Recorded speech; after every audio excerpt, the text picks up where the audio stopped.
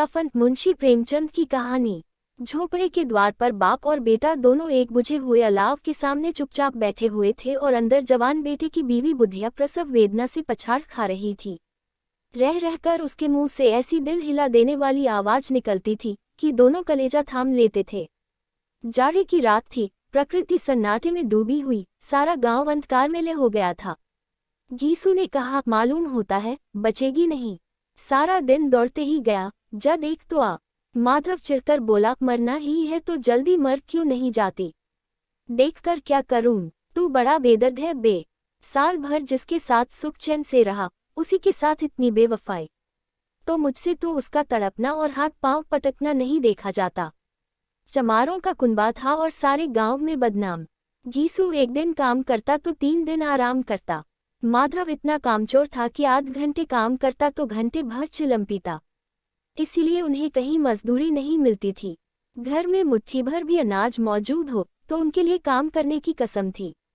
जब 2-4 फाके हो जाते तो घीसू पेड़ पर चढ़कर लकड़ियां तोड़ लाता और माधव बाजार में बेच आता। जब तक वह पैसे रहते, दोनों इधर उधर मारे मारे फिरते। गांव में काम की कमी न थी। किसानों का गांव था, मेहनती आदमी के लिए 50 काम थे। मगर इन दोनों को उस वक्त बुलाते जब 2 आदमियों से एक का काम पाकर भी संतोष कर लेने के सिवा और कोई चारा न होता। अगर दोनों साधु होते तो उन्हें संतोष और धैर्य के लिए संयम और नियम की बिल्कुल जरूरत न होती। ये तो इनकी प्रकृति थी। विचित्र जीवन था इनका। घर में मिट्टी के 2-4 बर्तन के सिवा कोई संपत्ति नहीं। फटे चित्रों से अपनी नग्नता को ढांके हुए जिए जाते थे। संसार की चिंताओं से मुक्त, कर्ज से लदे हुए, गालियां भी खाते, मार भी खाते, मगर कोई गम नहीं। दीन इतने की वसूली की बिल्कुल आशा न रहने पर भी लोग इन्हें कुछ न कुछ कर्ज दे देते थे। मटर, आलू की फसल में दूसरों के खेतों से मटर या आलू उखाड़ लाते और भून भान कर खा लेते, या 10-5 ईखे उखाड़ लाते और रात को चूसते।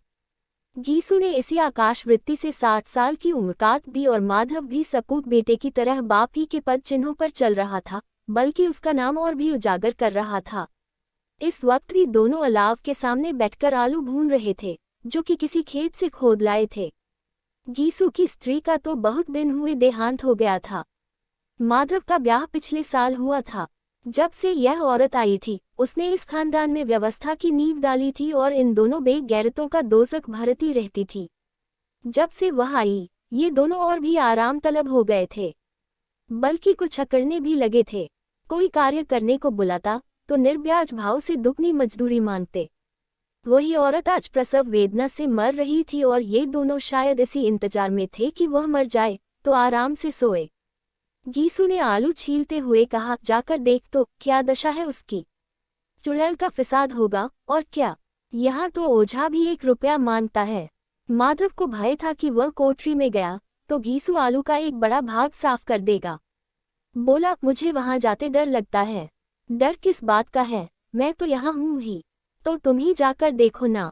मेरी औरत जब मरी थी तो मैं 3 दिन तक उसके पास से हिला तक नहीं, और फिर मुझसे ले जाएगी कि नहीं। जिसका कभी मुंह नहीं देखा, आज उसका उधरा हुआ बदन देखूं, उसे तन की सुध भी तो न होगी।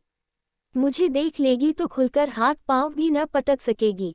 मैं सोचता हूँ कोई बाल बच्चा हुआ तो क्या होगा। सौंठ, गुड़, तेल कुछ भी तो नहीं है घर में। सब कुछ आ जाएगा, भगवान दे तो। जो लोग अभी 1 पैसा नहीं दे रहे हैं, वे ही कल बुलाकर रुपये देंगे। मेरे 9 लड़के हुए, घर में कभी कुछ न था, मगर भगवान किसी न किसी तरह बेड़ा पार ही लगाया।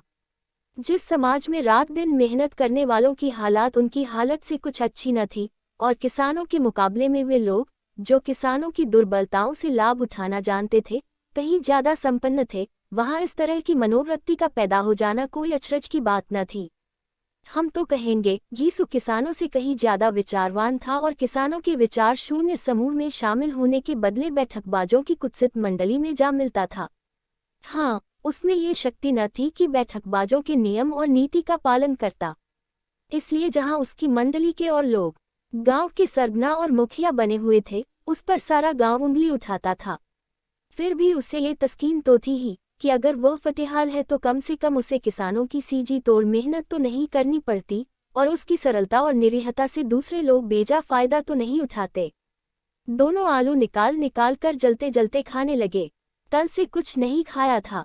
इतना सब्र न था कि उन्हें ठंडा हो जाने दें। कई बार दोनों की जबान जल गई। छिल जाने पर आलू का बाहरी हिस्सा बहुत ज्यादा गर्म न मालूम होता, लेकिन दांतों के तले पड़ते ही अंदर का हिस्सा जबान, हलक और तालू जला देता था और उस अंगारे को मुंह में रखने से ज्यादा खैरियत इसी में थी कि वह अंदर पहुंच जाए। वहां उसे ठंडा करने के लिए काफी सामान थे, इसलिए दोनों जल्द जल्द निगल जाते। हालांकि इस कोशिश में उनकी आंखों से आंसू निकल आते। घीसू को उस वक्त ठाकुर की बारात याद आई, जिसमें 20 साल पहले वह गया था। उस दावत में उसे जो तृप्ति मिली थी, वह उसके जीवन में एक याद रखने लायक बात थी, और आज भी उसकी याद ताजी थी। बोला, वह भोज नहीं भूलता। तब से फिर उस तरह का खाना और भरपेट नहीं मिला। लड़की वालों ने सबको भरपेट पूरियां खिलाई थी, सबको। छोटे बड़े सबने पूरियां खाए और असली घी की चटनी, रायता, 3 तरह के सूखे साग, एक रसेदार तरकारी, दही, चटनी, मिठाई। अब क्या बताऊं कि उस भोज में क्या स्वाद मिला। कोई रोक टोक नहीं थी, जो बीज चाहो मांगो, जितना चाहो खाओ। लोगों ने ऐसा खाया कि किसी से पानी न पिया गया। मगर परोसने वाले हैं कि पत्तल में गर्म गर्म गोल गोल सुवासित कचौड़ियां डाल देते हैं। मना करते हैं कि नहीं चाहिए, पत्तल को हाथ से रोके हुए हैं, मगर वह कि दे जाते हैं। और जब सबने मुंह धो लिया तो पान इलायची भी मिली, मगर मुझे पान लेने की कहाँ सुध थी। खड़ा हुआ न जाता था। झटपट अपने कंबल पर जाकर लेट गया। ऐसा दिल दरियाव था वह ठाकुर। माधव ने इन पदार्थों का मन ही मन मजा लेते हुए कहा, अब हमें कोई ऐसा भोज नहीं खिलाता। अब कोई क्या खिलाएगा। वो जमाना दूसरा था। अब तो सबको किफायत सूझती है। शादी ब्याह में मत खर्च करो, क्रियाकर्म में मत खर्च करो। पूछो, गरीबों का माल बटोर बटोर कर कहाँ रखोगे। बटोरने में तो कमी नहीं है, हाँ, खर्च में किफायत सूझती है। तुमने 20 एक पुड़ियों खाए होंगी, 20 से ज्यादा खाई थी। मैं 50 खा जाता, 50 से कम मैंने भी न खाए होंगी। अच्छा पट्ठा था, तू तो मेरा आधा भी नहीं है। आलू खाकर दोनों ने पानी पिया और वहीं अलाव के सामने अपनी धोतियां उड़कर पांव पेट पर डाले सो रहे, जैसे 2 बड़े बड़े अजगर गैदुलियां मारे पड़े हों। और बुद्धिया अभी तक कराह रही थी। 2 सवेरे माधव ने कोठरी में जाकर देखा तो उसकी स्त्री ठंडी हो गई थी। उसके मुंह पर मक्खियां भिनक रही थी, पथराई हुई आंखें ऊपर टंगी हुई थी, सारी देह धूल से लथपथ हो रही थी। उसके पेट में बच्चा मर गया था। माधव भागा हुआ घीसू के पास आया। फिर दोनों जोर जोर से हाय हाय करने और छाती पीटने लगे। पड़ोस वालों ने ये रोना धोना सुना तो दौड़े हुए आए और पुरानी मर्यादा के अनुसार इन अभागों को समझाने लगे। मगर ज्यादा रोने पीटने का अवसर न था। कफन और लकड़ी की फिक्र करनी थी। घर में तो पैसा इस तरह गायब था जैसे चील के घोंसले में मांस। बाप बेटे रोते हुए गांव के जमींदार के पास गए। वह इन दोनों की सूरत से नफरत करते थे। कई बार इन्हें अपने हाथों से पीट चुके थे, चोरी करने के लिए, वादे पर काम पर न आने के लिए। पूछा, क्या है बेदिसुआ, रोता क्यों है। अब तो तू कहीं दिखलाई भी नहीं देता। मालूम होता है इस गांव में रहना नहीं चाहता। घीसू ने जमीन पर सिर रखकर आंखों से आंसू भरे हुए कहा, सरकार, बड़ी विपत्ति में हूँ। माधव की घरवाली गुजर गई। रात भर तड़पती रही सरकार। हम दोनों उसके सिरहाने बैठे रहे। दवा दारू जो कुछ हो सका सब कुछ किया, पर वह हमें दशा दे गई। अब कोई एक रोटी देने वाला भी न रहा मालिक। तबाह हो गए, घर उजड़ गया। आपका गुलाम हूँ, अब आपके सिवा कौन उसकी मिट्टी पार लगाएगा। हमारे हाथ में जो कुछ था वह सब तो दवा दारू में उठ गया। सरकार की ही दया होगी तो उसकी मिट्टी उठेगी। आपके सिवा किसके द्वार पर जाऊं। जमींदार साहब दयालु थे, मगर घीसू पर दया करना काले कंबल पर रंग चढ़ाना था। जी में तो आया, कह दे चल दूर हो यहाँ से। यूं तो बुलाने से भी नहीं आता, आज जब गरज पड़ी तो आकर खुशामद कर रहा है। हरामखोर कहीं का, बदमाश। लेकिन ये क्रोध या दंड का अवसर न था। जी में कुड़ते हुए 2 रुपये निकालकर फेंक दिए, मगर सांत्वना का एक शब्द भी मुंह से न निकला। उसकी तरफ ताका तक नहीं, जैसे सिर का बोझ उतारा हो। जब जमींदार साहब ने 2 रुपये दिए तो गांव के बनिए महाजनों को इनकार का साहस कैसे होता। घीसू जमींदार के नाम का ढिंढोरा भी पीटना जानता था। किसी ने 2 आने दिए, किसी ने 4 आने। 1 घंटे में घीसू के पास 5 रुपये की अच्छी रकम हो गई। कहीं से अनाज मिल गया, कहीं से लकड़ी, और दोपहर को घीसू और माधव बाजार से कफन लाने चले। इधर लोग बांस बांस काटने लगे। गांव की नर्मदिल स्त्रियां आकर लाश देखती थी और उसकी बेबसी पर 2 बूंद बोए गिराकर चली जाती थी। 3 बाजार में पहुंचकर घीसू बोला, लकड़ी तो उसे जलाने भर को मिल गई है, क्यों माधव? माधव बोला, हाँ, लकड़ी तो बहुत है, अब कफन चाहिए। तो चलो कोई हल्का सा कफन ले लें। ही, और क्या, लाश उठते उठते रात हो जाएगी। रात को कफन कौन देखता है? कैसा बुरा रिवाज है कि जिसे जीते जी तन ढांकने को चिथड़ा भी न मिले, उसे मरने पर नया कफन चाहिए। कफन लाश के साथ जल ही तो जाता है, और क्या रखा रहता है। यही 5 रुपए पहले मिलते तो कुछ दवा दारू कर लेते। दोनों एक दूसरे के मन की बात टाल रहे थे। बाजार में इधर उधर घूमते रहे। कभी इस बजाज की दुकान पर गए, कभी उसकी दुकान पर। तरह तरह के कपड़े, रेशमी और सूती देखे, मगर कुछ जचा नहीं। यहाँ तक कि शाम हो गई। तब दोनों न जाने किस दैवी प्रेरणा से एक मधुशाला के सामने जा पहुंचे और जैसे किसी पूर्व निश्चित व्यवस्था से अंदर चले गए। वहां जरा देर तक दोनों असमंजस में खड़े रहे। फिर घीसू ने गद्दी के सामने जाकर कहा, साहू जी, एक बोतल हमें भी देना। उसके बाद कुछ चिखौना आया, तली हुई मछली आई और दोनों बरामदे में बैठकर शांतिपूर्वक पीने लगे। कई कुज्जियां ताबड़तोड़ पीने के बाद सरूर में आ गए। घीसू बोला, कफन लगाने से क्या मिलता, आखिर जल ही तो जाता, कुछ बहू के साथ तो न जाता। माधव आसमान की तरफ देखकर बोला, मानो देवताओं को अपनी निष्पापता का साक्षी बना रहा हो। दुनिया का दस्तूर है, नहीं लोग बामनों को हजारों रुपए क्यों दे देते हैं? कौन देखता है परलोक में मिलता है या नहीं? बड़े आदमियों के पास धन है, फूंके। हमारे पास फूंकने को क्या है? लेकिन लोगों को जवाब क्या दोगे? लोग पूछेंगे, नहीं, कफन कहाँ है? घीसू हंसा, अबे, कह देंगे कि रुपए कमर से खिसक गए। बहुत ढूंढा, मिले नहीं।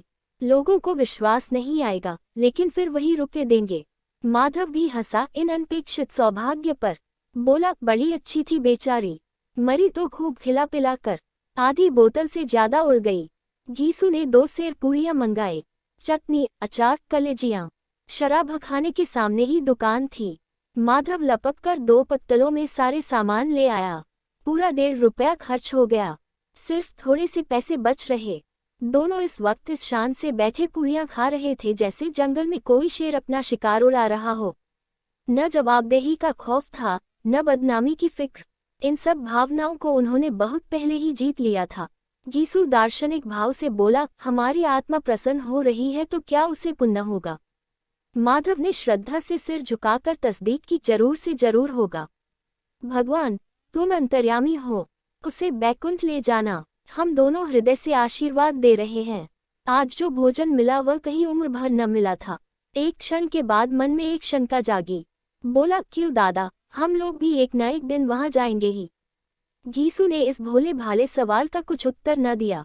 वह परलोक की बातें सोचकर इस आनंद में बाधा न डालना चाहता था। जो वहां हम लोगों से पूछे कि तुमने हमें कफन क्यों नहीं दिया तो क्या कहेंगे? कहेंगे तुम्हारा सिर। पूछेगी तो जरूर, तू कैसे जानता है कि उसे कफन न मिलेगा? तू मुझे ऐसा गधा समझता है? 60 साल क्या दुनिया में घास खोदता रहा हूँ, उसको कफन मिलेगा और बहुत अच्छा मिलेगा। माधव को विश्वास न आया। बोला, कौन देगा? रुपये तो तुमने चट कर दिए, वह तो मुझसे पूछेगी। उसकी मांग में तो सिंदूर मैंने डाला था। घीसू गर्म होकर बोला, मैं कहता हूँ उसे कफन मिलेगा, तू मानता क्यों नहीं? कौन देगा, बताते क्यों नहीं? वही लोग देंगे जिन्होंने अब की दिया। हाँ, अब की रुपये हमारे हाथ न आएंगे। उद्धरण, ज्यों ज्यों अंधेरा बढ़ता था और सितारों की चमक तेज होती थी, मधुशाला की रौनक भी बढ़ती जाती थी।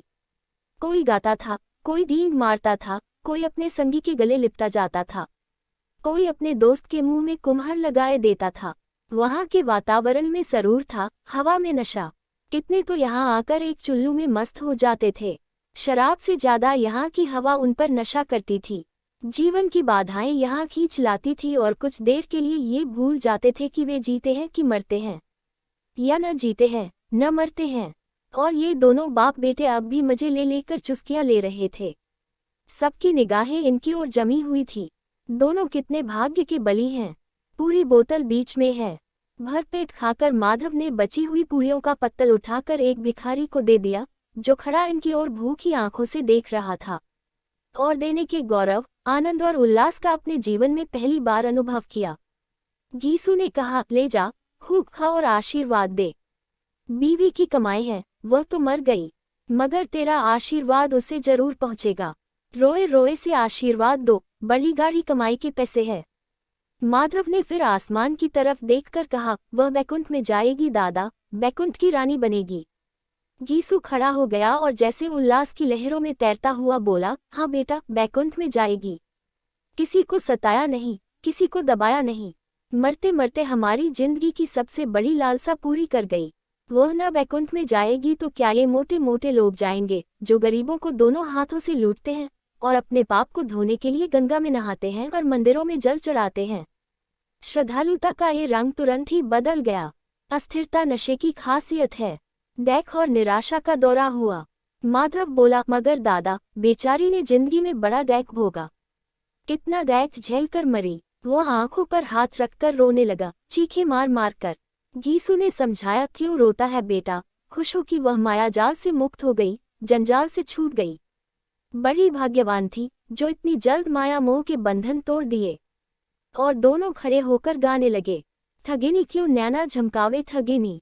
पियक्कड़ों की आंखें इनकी ओर लगी हुई थी और वे दोनों अपने दिल में मस्त गाए जाते थे। फिर दोनों नाचने लगे, उछले भी, कूदे भी, गिरे भी, मटके भी, भाव भी बनाए, अभिनय भी किए और आखिर नशे से मदमस्त होकर वहीं गिर पड़े। तारांकन।